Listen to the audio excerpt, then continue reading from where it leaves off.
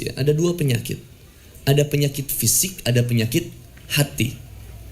Penyakit fisik, kata Rasulullah SAW, itu obat. Yang pertama, taubat, berdoa kepada Allah. Yang kedua, baru berobat. Dahulukan taubat sebelum obat. Penyakit fisik tidak akan mempengaruhi penyakit hati. Penyakit fisik tidak akan mempengaruhi penyakit hati. Tapi penyakit hati bisa mempengaruhi penyakit fisik. Ketika penyakit hati mampu mempengaruhi penyakit fisik. Tapi kalau sakit fisik tidak akan mempengaruhi penyakit hati. Contoh, ada 4. Tadi 2 penyakit ya, penyakit fisik, penyakit hati. Sekarang kita kepada kenikmatan, kepada kesehatan. Nikmat hidup dan nikmat sehat. Ada seseorang yang sehat jiwanya, sehat raganya. Sehat jiwanya, iman tertancap dalam dadanya. Ketika sehat jiwanya, sehat raganya, hartanya pun milik ia miliki. Sehat raganya, kaki ia mampu dengan berjalan dengan baik. Penglihatan masih bagus, pikiran masih cerdas. Mudah dia beribadah kepada Allah Subhanahu wa taala. Datang ke masjid pun mudah. Karena hatinya sehat, jiwanya sehat, raganya sehat. Sekarang ada yang kedua, ada yang jiwanya sakit, raganya sehat.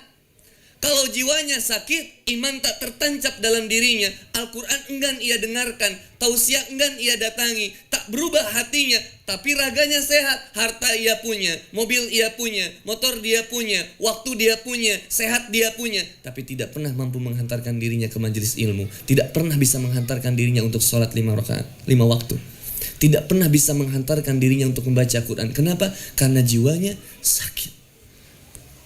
Yang berikutnya, yang ketiga, ada orang yang jiwanya sehat, raganya sakit.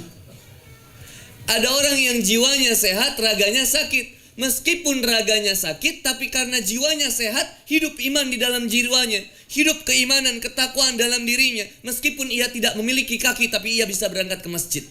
Meskipun ia tidak bisa melihat, ia bisa menghafalkan Quran. Kemarin di Yayasan Umi Maktum Voice di Kota Baru Parahyangan, saya bertemu dengan seorang wanita. Mohon maaf, penglihatannya dicabut oleh Allah Subhanahu wa taala. Ia buta dari lahir, ditinggalkan, dibuang oleh keluarganya, ditinggalkan oleh ayah dan ibunya, dia dibiarkan sendiri, kemudian diasuh oleh Yayasan Umi Maktum Voice. Hari ini beliau sudah hafal 20 juz dalam keadaan buta.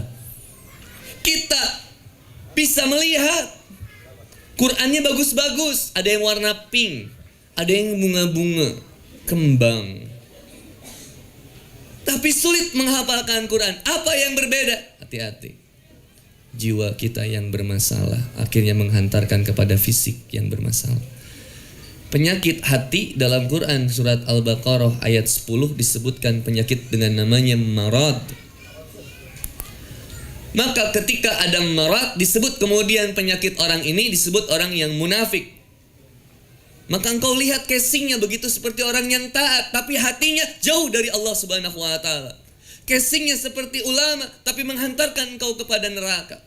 Casingnya seperti yang baik, tapi ternyata akal bulusnya kemudian lebih jahat daripada yang ada dalam nampaknya. Sulit sekarang kita bagaimana untuk mempercayai seseorang. Itulah